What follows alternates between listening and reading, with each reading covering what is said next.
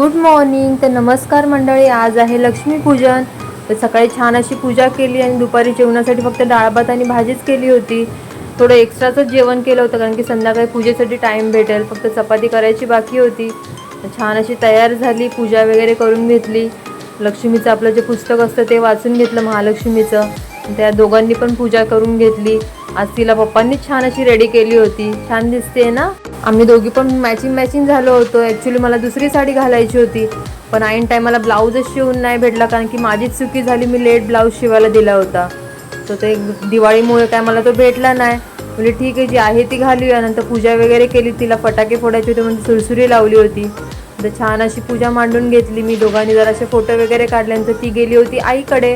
तर तिकडे थोडीशी तिने दिवाळी साजरी केली.